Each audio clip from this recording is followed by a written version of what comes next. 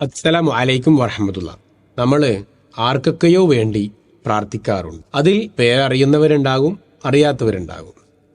വിശുദ്ധ ഖുർആനും ഹദീസും പഠിപ്പിച്ച ഒരു മര്യാദ കൂടിയാണ് അത്. നമുക്ക് വേണ്ടിയും പ്രാർത്ഥിക്കുവാൻ പലരോടും ആവശ്യപ്പെടാറുണ്ട്. അതിൻ്റെ കാരണം ചില സ്ഥലങ്ങളിൽ, ചില നേരങ്ങളിൽ, ചില സമയങ്ങളിൽ ഒക്കെ പ്രാർത്ഥിച്ചാൽ പ്രാർത്ഥന സ്വീകരിക്കുന്ന സമയമാണ്, സ്ഥലമാണ് എന്നുള്ളത് കൊണ്ടാണ്. അതേപോലെ ചിലരുടെ പ്രാർത്ഥനകളും സ്വീകരിക്കാൻ സാധ്യതയുണ്ട്. നബി സല്ലല്ലാഹു അലൈഹി വസല്ലം പഠിപ്പിച്ചതാണ് മക്കൾക്ക് വേണ്ടിയുള്ള രക്ഷിതാക്കന്മാരുടെ പ്രാർത്ഥന. ഒരു ഉപ്പ തൻ്റെ മക്കൾക്ക് വേണ്ടി പ്രാർത്ഥിച്ചാൽ അത് ഇജാബത്ത് കിട്ടുന്ന, ഉത്തരം കിട്ടാൻ സാധ്യതയുള്ള പ്രാർത്ഥനയാണ് എന്നാണ്. അതേപോലെ തന്നെ മാതാക്കന്മാരുടെ പ്രാർത്ഥനയും.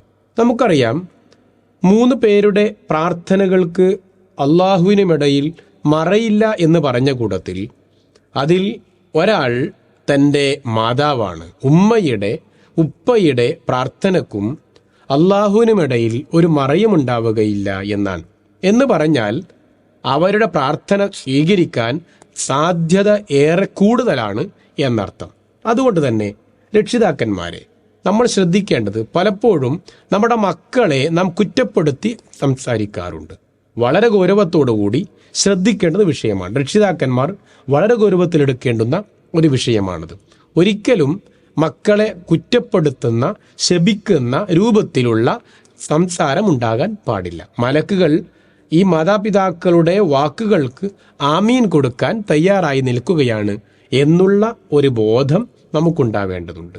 അതുകൊണ്ട് തന്നെ മക്കൾക്ക് വേണ്ടി നല്ലത് പറയുക, മക്കളോട് നല്ലത് പറയുക, മക്കൾക്ക് വേണ്ടി പ്രാർത്ഥിക്കുക എന്നുള്ളതായിരിക്കണം ഓരോ രക്ഷിതാവിൻ്റെയും തീരുമാനമായി വരേണ്ടത്. എന്തൊക്കെ പറയാനുണ്ട്?